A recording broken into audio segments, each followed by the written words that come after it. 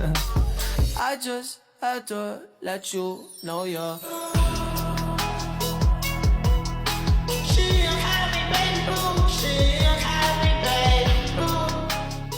Assalamualaikum warahmatullahi wabarakatuh. Halo semua, perkenalkan saya Nurina dengan NPM 2023-118. Saya merupakan mahasiswa STEAM Jidin Toltoli, Program Studi Manajemen Konsentrasi Keuangan. Video ini saya buat untuk memenuhi tugas dari mata kuliah Manajemen Risiko Bisnis, dan materi yang akan saya jelaskan yaitu mengenai penanganan dan mitigasi risiko atau risk treatment.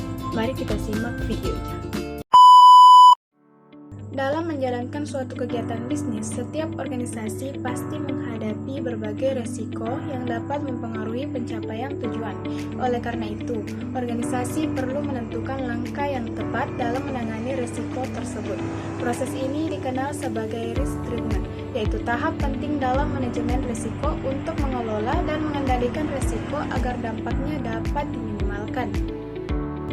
Apa sih maksud dari penanganan risiko itu? Nah, kita bisa lihat dari penjelasan di atas bahwa penanganan risiko ini adalah proses menentukan dan menetapkan strategi untuk menghadapi berbagai kemungkinan yang dapat terjadi dalam suatu kegiatan. Yang proses ini dilakukan agar organisasi dapat lebih siap dan bijak dalam mengambil keputusan, mengurangi kemungkinan risiko, mengurangi dampak risiko, serta menerima risiko secara sadar. Adapun tujuan dari penanganan risiko, yang pertama, menurunkan level risiko. Penanganan risiko bertujuan untuk mengurangi kemungkinan terjadinya risiko maupun dampak yang ditimbulkan. Dengan langkah yang tepat, risiko yang awalnya tinggi dapat diturunkan menjadi risiko yang lebih kecil, sehingga lebih mudah dikendalikan dan tidak terlalu membahayakan kegiatan organisasi. Yang kedua, melindungi aset dan sumber daya. Setiap organisasi memiliki aset seperti keuangan, peralatan, data, dan tenaga kerja yang sangat penting. Penanganan risiko membantu melindungi semua aset tersebut dari kerusakan, kehilangan, atau penyalahgunaan, sehingga operasional tetap berjalan dengan aman. Yang ketiga, menjamin keberlangsungan usaha. Dengan adanya penanganan risiko, organisasi dapat tetap beroperasi meskipun menghadapi berbagai hambatan atau ketidakpastian. Hal ini penting agar usaha tidak berhenti di tengah jalan dan tetap bisa bertahan dalam jangka panjang. Yang keempat, mendukung pencapaian tujuan organisasi. Risiko yang tidak dikelola dengan baik dapat menghambat pencapaian tujuan. Oleh karena itu, penanganan risiko membantu memastikan bahwa setiap rencana dan target organisasi dapat tercapai secara efektif dan efisien. Selanjutnya, strategi utama penanganan risiko. Strategi yang pertama adalah risk avoidance atau menghindari risiko. Artinya, organisasi memilih untuk tidak melakukan aktivitas yang berisiko. Contohnya, tidak mengikuti tender yang memiliki risiko tinggi. Yang kedua adalah risk reduction atau mitigasi risiko. Ini dilakukan dengan cara mengurangi kemungkinan atau dampak risiko, misalnya dengan membuat SOP, memberikan pelatihan SDM, dan melakukan pengendalian internal. Contohnya, pelatihan K3 untuk pekerja proyek. Strategi ketiga adalah risk transfer atau mengalihkan risiko. Artinya, risiko dipindahkan ke pihak lain, biasanya melalui asuransi atau kontrak kerjasama. Contohnya menggunakan asuransi pada proyek konstruksi. Dan yang terakhir adalah risk acceptance atau menerima risiko. Strategi ini digunakan jika risiko tergolong kecil atau biaya penanganannya lebih besar dari dampaknya. Contohnya, fluktuasi kecil harga bahan. Jadi, keempat strategi ini dapat dipilih sesuai dengan tingkat dan kondisi risiko yang dihadapi oleh organisasi. Selanjutnya kita masuk ke kriteria dalam pemilihan strategi risiko. Dalam pemilihan strategi yang tepat, ada beberapa hal yang perlu dipertimbangkan. Pertama, level risiko, yaitu seberapa besar kemungkinan dan dampak risiko tersebut. Kedua, biaya mitigasi, yaitu mempertimbangkan apakah biaya penanganan sebanding dengan risiko yang dihadapi. Ketiga, kepastian organisasi, yaitu kemampuan sumber daya yang dimiliki, baik dari segi keuangan maupun tenaga kerja. Dan yang terakhir, regulasi, yaitu memastikan bahwa strategi yang dipilih sesuai dengan aturan atau kebijakan yang berlaku. Dengan mempertimbangkan keempat hal ini, organisasi dapat memilih strategi penanganan risiko yang paling efektif dan efisien. Kita masuk ke rencana mitigasi risiko atau Risk Treatment Plan. Dalam menyusun Risk Treatment Plan, terdapat beberapa unsur penting yang perlu diperhatikan. Pertama, risiko prioritas, yaitu risiko yang paling penting dan harus segera ditangani. Kedua, strategi penanganan, yaitu pendekatan yang digunakan seperti menghindari, mengurangi, mengalihkan, atau menerima risiko.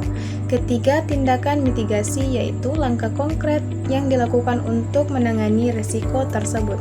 Keempat, penanggung jawab atau PIC, yaitu pihak yang bertanggung jawab atau pelaksana tindakan tersebut. Dan yang terakhir, waktu pelaksanaan, yaitu kapan tindakan mitigasi tersebut dilakukan agar risiko dapat ditangani tepat waktu. Tahu nggak sih, dalam sebuah proyek itu pasti ada risiko yang bisa menghambat jalannya kegiatan. Nah, disinilah pentingnya yang namanya Risk Treatment Plan atau rencana penanganan risiko. Contohnya, risiko keterlambatan proyek. Risiko ini bisa ditangani dengan strategi mitigasi, yaitu dengan cara mengurangi dampaknya. Salah satu tindakan yang bisa dilakukan adalah menambah supplier supaya kebutuhan bahan tetap tersedia dan proyek bisa berjalan tepat waktu. Nah, yang bertanggung jawab dalam hal ini adalah manajer proyek. Contoh lainnya adalah kerusakan alat. Risiko ini bisa ditangani dengan strategi transfer, yaitu mengalihkan risiko ke pihak lain. Caranya dengan mengasurasikan alat. Jadi, kalau terjadi kerusakan, kerugian akan ditanggung oleh pihak asuransi. Untuk bagian ini, biasanya yang bertanggung jawab adalah bagian keuangan. Selanjutnya, kita bahas hubungan antara mitigasi dan residual risk. Residual risk adalah risiko yang masih tersisa setelah dilakukan upaya mitigasi. Artinya, meskipun risiko sudah ditangani, biasanya masih ada sisa risiko yang tidak bisa dihilangkan sepenuhnya. Oleh karena itu, tujuan mitigasi bukan untuk menghilangkan risiko secara total, tetapi untuk menurunkannya ke tingkat yang dapat diterima oleh organisasi. Jadi, yang penting bukan menghilangkan semua risiko, tetapi memastikan semua risiko tersebut tetap terkendali. Mari kita buat studi kasus mitigasi risiko. Kasusnya, sebuah CV konstruksi sedang mengerjakan proyek pembangunan gedung. Namun, perusahaan menghadapi risiko keterlambatan proyek yang disebabkan oleh keterlambatan pengiriman material dan kurangnya tenaga kerja di lapangan. Jika tidak segera ditangani, hal ini dapat menyebabkan kerugian finansial serta menurunkan kepercayaan klien. Nah, pertanyaannya, strategi apa yang dipilih dan tindakan mitigasi apa yang paling efektif untuk dilakukan? Strategi yang dipilih atau yang digunakan adalah mitigasi risiko, yaitu upaya untuk mengurangi kemungkinan dan dampak dari keterlambatan proyek tanpa harus menghentikan proyek tersebut. Dan untuk tindakan mitigasi, beberapa tindakan mitigasi yang dapat dilakukan antara lain menambah supplier material agar tidak bergantung pada satu pemasok saja, menambah tenaga kerja atau lembur untuk mempercepat proses pekerjaan yang tertunda, dan menyusun ulang jadwal proyek, mengatur kembali timeline pekerjaan agar lebih realistis sesuai kondisi lapangan.